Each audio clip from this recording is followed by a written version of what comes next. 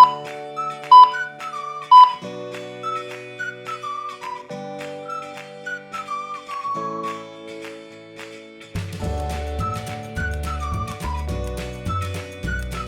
Friends, welcome to knowledge world. આજે આપણે જોવાના છે 23 એપ્રિલ 2025ના ડેઇલી કરંટ અફેર્સ, જેમાં આજના દિવસના ખૂબ જ અગત્યના પ્રશ્નો અને સાથે સાથે તેને રિલેટેડ ટોપિક વિશે પર ચર્ચા કરીશું. તો શરૂઆત કરીએ આજના વિડીયોની.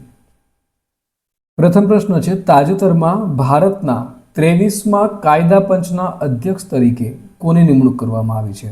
તો હાલમાં જ દિનેશ માહેશ્વરી છે તેઓની ભારતના 23મા કાયદા પંચના અધ્યક્ષ તરીકે નિમણૂક કરવામાં આવી છે. માટે ઓપ્શન નંબર સી છે તે આપણો જવાબ આવશે. તેના વિશે આપણે વાત કરીએ તો સ્ક્રીન ઉપર તમે જોઈ શકો છો, આ છે નિવૃત્ત ન્યાયાધીશ જસ્ટિસ દિનેશ માહેશ્વરી, અને હાલમાં જ 23મા કાયદા પંચના અધ્યક્ષ તરીકે સુપ્રીમ કોર્ટના સેવાનિવૃત્ત ન્યાયાધીશ છે તેઓ, અને તેઓ નિમણૂક છે તે કરી છે. હવે આ જે પંચ છે તેમાં કુલ 7 સભ્યો છે, અને આ આયોગ છે તેની રચના 1 સપ્ટેમ્બર 2024ના રોજ કરવામાં આવી હતી, અને તેનો કાર્યકાળ છે તે 31 ઓગસ્ટ 2027 સુધીનો છે. બીજા હવે કરંટ પોઈન્ટની વાત કરીએ તો હાલમાં જ મીરાબાઈ ચાનુ છે તેઓની IWLF એથ્લેટ કમિશનના અધ્યક્ષ તરીકે નિયુક્ત છે તે કરવામાં આવ્યા છે. તો વિનીત જોશી છે તેઓ UGCના અધ્યક્ષ બન્યા છે. સંતોષ કુમાર છે તો તેઓ ઇન્ડસઇન્ડ બેંકના ડેપ્યુટી CFO તરીકે નિયુક્ત છે તે કરવામાં આવ્યા છે. તો વર્લ્ડ ઇકોનોમિક ફોરમ એટલે કે WEF દ્વારા રામ મોહન નાયડુની 2025ના યંગ ગ્લોબલ લીડર તરીકે પસંદગી છે તે કરવામાં આવી છે. અને હાલમાં જ ભારતના 52મા મુખ્ય ન્યાયાધીશ તરીકે જસ્ટિસ BR ગવઈ છે તેઓની નિમણૂક કરવામાં આવી છે. તો TCSના નવા એક્ઝિક્યુટિવ ડિરેક્ટર, પ્રમુખ અને ચીફ ઓપરેટિંગ ઓફિસર એટલે કે COO તરીકે આરતી સુબ્રમણ્યમ છે તેઓની નિમણૂક કરવામાં આવી છે. અને કેન્દ્રીય નાણાં મંત્રાલયમાં મહેસૂલ સચિવ તરીકે અરવિંદ શ્રીવાસ્તવ છે તેમની નિમણૂક કરવામાં આવી છે. ત્યાર પછી જોઈએ તો તાજેતરમાં કયું રાજ્ય ગ્રામ્ય સ્તરે પુરાતત્વીય સર્વેક્ષણ પૂર્ણ કરનાર પ્રથમ રાજ્ય બન્યું છે? તો હાલમાં જ કર્ણાટક રાજ્ય છે તે આ પુરાતત્વીય સર્વેક્ષણ પૂર્ણ કરનાર પ્રથમ રાજ્ય છે તે બન્યું છે. માટે ઓપ્શન નંબર એ આવશે. તેના વિશે વાત કરીએ આપણે તો કર્ણાટક રાજ્ય છે તેઓએ ગ્રામ્ય સ્તરે પુરાતત્વીય સર્વેક્ષણ પૂર્ણ કરનાર ભારતનું પ્રથમ રાજ્ય બન્યું છે. હવે શેનું થાય છે તેમાં સર્વેક્ષણ? તો કે પ્રાચીન વસ્તુઓનું દસ્તાવેજીકરણ છે તે કરવામાં આવે છે. કઈ કઈ વસ્તુઓ? તો તેમાં શિલાલેખો, સ્મારકો અને જે પ્રાચીન શિલ્પો છે તેઓનો તેમાં સમાવેશ થાય છે. અને આની જાહેરાત છે તે ક્યારે કરવામાં આવી હતી? તો કે વિશ્વ વિરાસત દિવસ હતો ત્યારે આ જે પુરાતત્વ સંગ્રહાલય અને વારસા વિભાગ દ્વારા આની જાહેરાત છે તે કરવામાં આવી હતી. બીજા કરંટ પોઈન્ટની વાત કરીએ આપણે તો પહેલાં તો કર્ણાટક. તો ભારતના નકશામાં તમે કર્ણાટકનું સ્થાન અહીં જોઈ શકો છો. આ છે કર્ણાટક. તેની સ્થાપના ક્યારે થઈ હતી? તો કે તેની સ્થાપના છે તે 2 જૂન વર્ષ 2014માં તેની સ્થાપના છે તે કરવામાં આવી હતી. હવે તેની રાજધાની કઈ છે? તો તેની રાજધાની છે તે હૈદરાબાદ છે. સૌથી મોટું શહેર, તો સૌથી મોટું શહેર છે તે પણ હૈદરાબાદ છે. મુખ્યમંત્રી છે રેવંત રેડ્ડી, અને રાજ્યપાલ છે જિષ્ણુદેવ વર્મા. હવે કર્ણાટક રાજ્ય છે તે પહેલાં મૈસૂર તરીકે ઓળખાતું હતું. તો કર્ણાટક ક્યારે નામ પડ્યું? તો તેના મુખ્યમંત્રી દેવરાજ ઉર્સે દ્વારા આ જે નામ છે તે આપવામાં આવ્યું છે. અને બીજા કરંટ પોઈન્ટની વાત કરીએ તો હાલમાં જ બેંગલુરુ સિટી યુનિવર્સિટીનું નામ છે તે ડૉક્ટર મનમોહન સિંહના નામ પર રાખવામાં આવ્યું છે, જે આપણા પૂર્વ વડાપ્રધાન હતા. બેંગલુરુમાં રાષ્ટ્રીય બાગાયતી મેળોનું આયોજન થયું હતું. કર્ણાટકમાં ગ્રામીણ માર્ગ નેટવર્કને સુધારવા માટે પ્રગતિપથ યોજના છે તે પણ શરૂ થઈ હતી. બેંગલુરુમાં ભારતના પ્રથમ નેનો ઇલેક્ટ્રોનિક્સ રોડ શોનું ઉદ્ઘાટન થયું હતું. તો ગૂગલે ભારતમાં તેનું સૌથી મોટું ઓફિસ કેમ્પસ છે અનંત, તે પણ બેંગલુરુ કર્ણાટકમાં ખોલ્યું હતું. અને સ્થાનિક શાસન પ્રદર્શન સૂચકાંકમાં કર્ણાટક છે તે ટોચ ઉપર છે. ત્યાર પછી જોઈએ તાજેતરમાં વિશ્વ સર્જનાત્મકતા અને નવીનતા દિવસ ક્યારે ઉજવવામાં આવ્યો? તો દર વર્ષે આ દિવસની ઉજવણી છે તે 21 એપ્રિલના રોજ કરવામાં આવે છે. માટે ઓપ્શન નંબર બી આવશે. તેના વિશે જોઈએ તો દર 21 એપ્રિલના રોજ world creativity and innovation day. Innovation day ક્યારે ઉજવવામાં આવે છે? તો કે વિશ્વ સર્જનાત્મકતા અને નવીનતા દિવસ છે તે 21 એપ્રિલના રોજ ઉજવવામાં આવે છે. શા માટે ઉજવવામાં આવે છે? તો કે સમસ્યાના નિરાકરણમાં આનો સર્જનાત્મકતાનો અને નવીનતાના મહત્વ વિશે જાગૃતિ લાવવા માટે. સૌપ્રથમ તેની સ્થાપના 25 મે વર્ષ 2001માં કેનેડાના ટોરન્ટોમાં થઈ હતી. અને 27 એપ્રિલ 2017થી સંયુક્ત રાષ્ટ્ર દ્વારા ઠરાવ બહાર પાડવામાં આવ્યો હતો અને આ ઠરાવ ઉપરથી ત્યારથી લઈ અને તેની ઉજવણી છે તે કરવામાં આવે છે. ત્યાર પછી જોઈએ બીજા અગત્યના દિવસો વિશે. તો દર 1 એપ્રિલે ઉત્કલ દિવસ છે તે ઉજવવામાં આવે છે. 2 એપ્રિલના રોજ વિશ્વ ઓટિઝમ જાગૃતિ દિવસ ઉજવાય છે. તો 3 એપ્રિલે હિન્દી રંગભૂમિ દિવસની ઉજવણી થાય છે. દર 4 એપ્રિલે આંતરરાષ્ટ્રીય ખાંડ જાગૃતિ દિવસ ઉજવાય છે. તો 5 એપ્રિલના રોજ રાષ્ટ્રીય દરિયાઈ દિવસની ઉજવણી કરવામાં આવે છે. 6 એપ્રિલે વિકાસ અને શાંતિ માટે આંતરરાષ્ટ્રીય રમતગમત દિવસ ઉજવાય છે. તો 7 એપ્રિલના રોજ વિશ્વ આરોગ્ય દિવસની ઉજવણી કરવામાં આવે છે. 9 એપ્રિલે CRPF સૂર્ય દિવસ ઉજવાય છે. તો 10 એપ્રિલના રોજ વિશ્વ હોમિયોપેથી દિવસ છે તેની ઉજવણી કરવામાં આવે છે. 11 એપ્રિલના રોજ રાષ્ટ્રીય સુરક્ષિત માતૃત્વ દિવસ ઉજવાય છે. તો 12 એપ્રિલે આંતરરાષ્ટ્રીય માનવ અવકાશ ઉડાન દિવસની ઉજવણી કરવામાં આવે છે. દર 13 એપ્રિલના રોજ સિયાચીન દિવસ ઉજવાય છે. તો દર વર્ષે 14 એપ્રિલના રોજ ડૉક્ટર બાબા સાહેબ આંબેડકરની જન્મજયંતિ છે તે ઉજવાય છે. 15 એપ્રિલે વિશ્વ કલા દિવસ અને સાથે સાથે હિમાચલ પ્રદેશ રાજ્યનો સ્થાપના દિવસ છે તે પણ ઉજવાય છે. 16 એપ્રિલના રોજ વિશ્વ અવાજ દિવસ. 17 એપ્રિલના રોજ વિશ્વ હિમોફિલિયા દિવસ. 18 એપ્રિલે વિશ્વ વિરાસત દિવસ, વિશ્વ ધરોહર દિવસ પણ તેને કહેવામાં આવે છે. અને 19 એપ્રિલે વિશ્વ યકૃત દિવસ છે તેની ઉજવણી થાય છે. અને 21 એપ્રિલના રોજ સિવિલ સેવા દિવસ છે તે ઉજવાય છે. ત્યાર પછી જોઈએ તાજેતરમાં ભારતીય સેનાએ voice of Kinnaur community radio station ક્યાં શરૂ કર્યું છે? તો હાલમાં જ આજે voice of Kinnaur community radio station છે તે હિમાચલ પ્રદેશ રાજ્યમાં શરૂ કરવામાં આવ્યું છે. માટે ઓપ્શન નંબર સી આવશે. તેના વિશે જોઈએ તો ભારતીય સેના દ્વારા voice of Kinnaur community radio station છે તે 20 એપ્રિલ 2025ના રોજ હિમાચલ પ્રદેશના કિન્નોર જિલ્લાના પૂમાં તેની શરૂઆત છે તે કરવામાં આવી હતી. અને તેનું કાર્યક્ષેત્ર શું છે? તો કે સ્થાનિક વિષયો, સંસ્કૃતિ, પરંપરાઓ અને સમુદાયના મુદ્દાઓ પર તે કેન્દ્રિત હશે. બીજા કરંટ પોઈન્ટની વાત કરીએ તો હાલમાં જ મનાલીમાં વિન્ટર કાર્નિવલ ઉજવાયો. ત્યાર પછી હિમાચલ પ્રદેશમાં પલ્લાસ બિલાડીના પ્રથમ ફોટોગ્રાફિક પુરાવા છે તે મળ્યા છે. હિમાચલ પ્રદેશે 15 એપ્રિલ 2025 હમણાં જોયું તેમ 78મો સ્થાપના દિવસ છે તે હમણાં ઉજવ્યો 15 તારીખે. અને હિમાચલ પ્રદેશના બિલાસપુર શહેરમાં રાજ્યની પ્રથમ ડિજિટલ લાઇબ્રેરીનું ઉદ્ઘાટન છે તે પણ આમાં થયું છે. હવે હિમાચલ પ્રદેશ સરકારે મહિલાઓ માટે જે લગ્નની ઉંમર છે તે વધારી અને 21 વર્ષ કર્યા છે.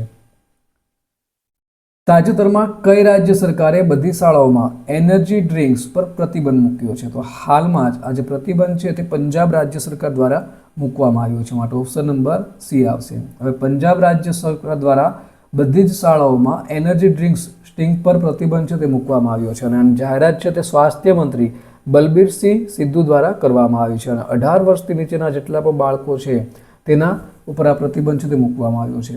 રાજ્યમાં ડ્રગ્સના દુરુપયોગ સામેના અભિયાન અને સાથે સાથે ખાદ્ય પદાર્થોની શુદ્ધતા માટે ચલાવવામાં આવી રહેલા અભિયાનના ભાગરૂપે આ જે નિર્ણય છે તે લેવામાં આવ્યો છે. વાત કરીએ આપણે પંજાબની, તો પંજાબનું જે કેપિટલ છે તે છે ચંડીગઢ.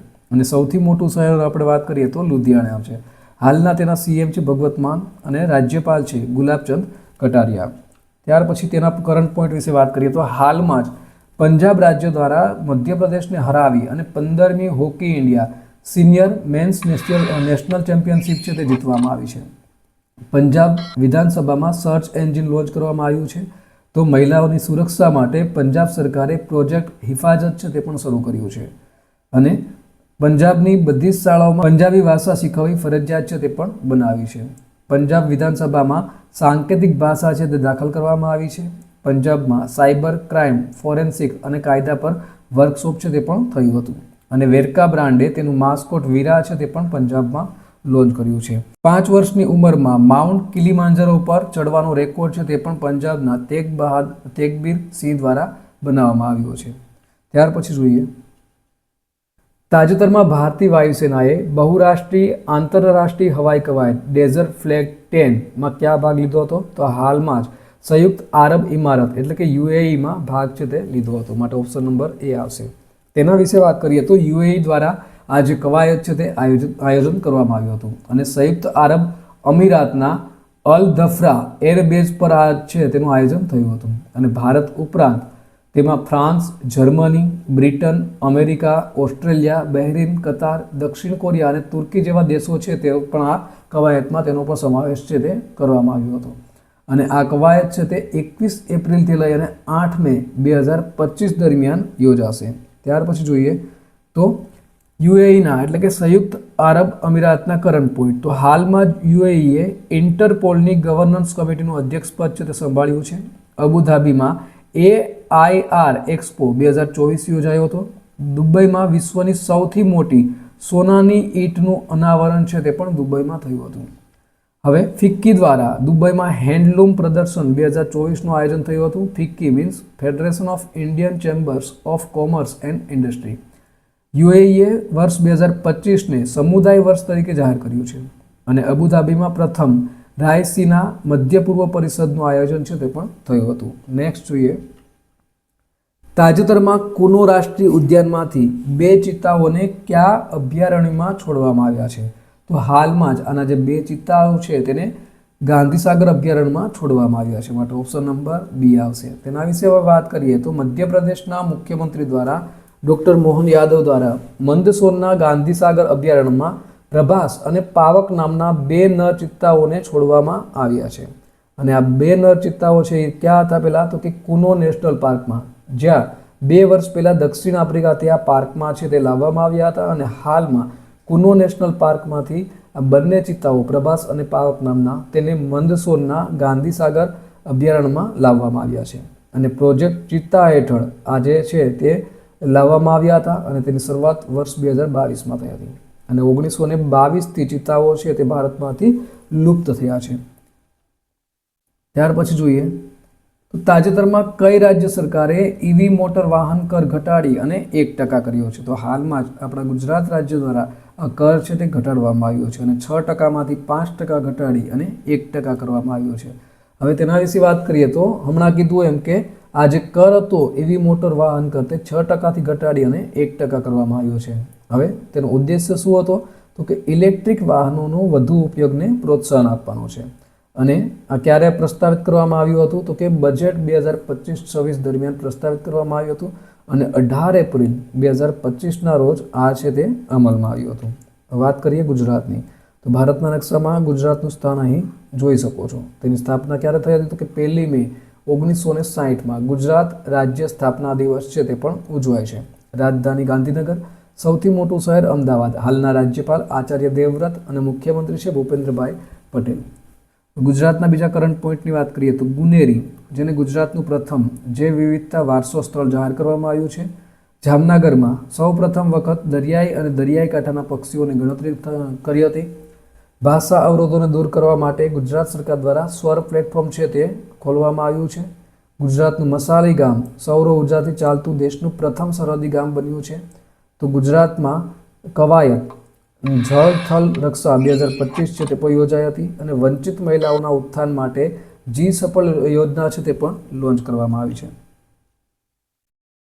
તાજેતરમાં કોને પ્રતિષ્ઠિત શિવ છત્રપતિ રાજ્ય રમતગમત પુરસ્કાર એનાયત કરવામાં આવ્યો છે? તો હાલમાં જ કૃષ્ણ ઢોકલેને આજે રમતગમત પુરસ્કાર છે તે એનાયત કરવામાં આવ્યો છે. માટે ઓપ્શન નંબર એ આવશે. તેના વિશે વાત કરીએ તો પુરસ્કાર તમે જોઈ શકો છો સ્ક્રીન ઉપર.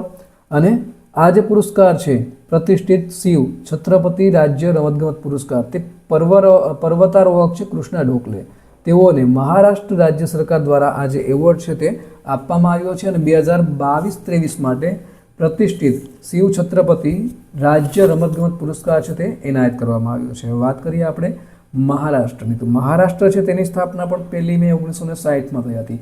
જેવી રીતે ગુજરાત રાજ્ય સ્થાપના, કારણ કે બૃહદ મુંબઈમાં બંને રાજ્ય છે તે જોડાયેલા હતા.